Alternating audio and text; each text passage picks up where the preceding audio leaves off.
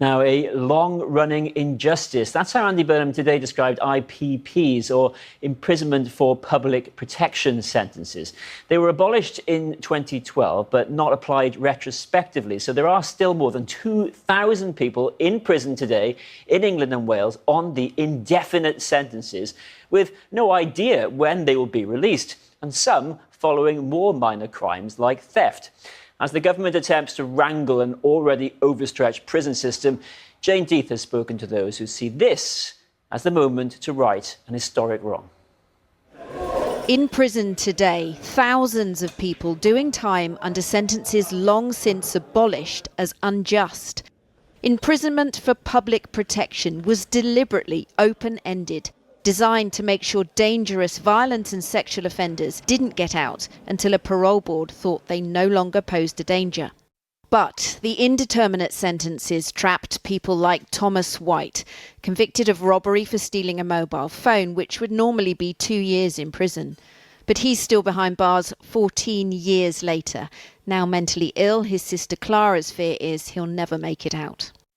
But could the pressure on Andy Burnham over early release for other prisoners, including PC Andrew Harper's killers, finally offer hope for IPP inmates?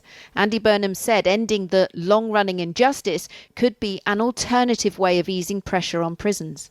Andy Burnham doesn't need a review to know that this sentence is torturous. He doesn't need a review to tell him that this sentence is unjust. Mark Conway got an indeterminate sentence for armed robbery. He's a reformed man and got out after 8 years. Now he campaigns for others on sentences without end. I was a violent offender, you know, but we have people serving a sentence who have sold a laptop or a mountain bike. People have gone decades and decades over the recommended time that a judge has set for them. Why are people not able to convince parole boards that they could be released? Yeah. So, because it sounds quite simple, that people was given offending behaviour courses, 3, 4, 5 of them to do, but it would take 2 years to get on one course. And the problem is you would get to that near that top of that list, and then that prison would cease to do that course anymore. So you would have to go to another prison, but you wouldn't go to the top of the list, you'd go back to the bottom of the list. But the only way we're truly going to get rid of the IPP sentence and get out of this situation that we have found ourselves in is everyone who is serving the IPP sentence has their sentence reviewed. Probation say they're massively overstretched, so wouldn't it be a risk for the prisoners themselves but also the public? £120 million a year of taxpayers' money to house 2,400 IPPs. 120 million that you have spare to put into services in the community to ensure that people can be looked after properly and get the help that they need. The Howard League for Penal Reform is even bolder. It says we can prepare people for release without reviewing their sentences.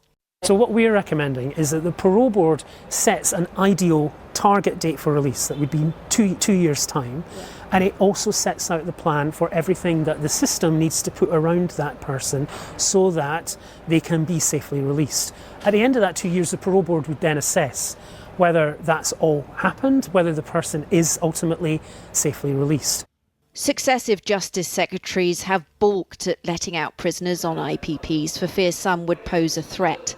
Tonight, the government says it's looking at what more it can do.